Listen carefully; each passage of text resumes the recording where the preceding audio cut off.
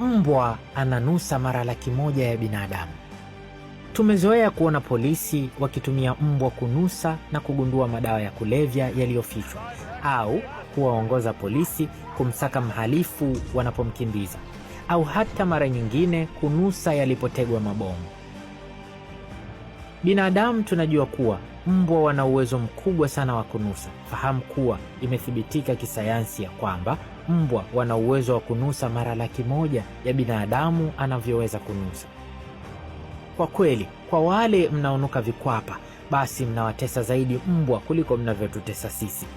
Binadamu ana olfactory receptors milioni 6 ambazo humsaidia kunusa, lakini mbwa anazo olfactory receptors milioni 300.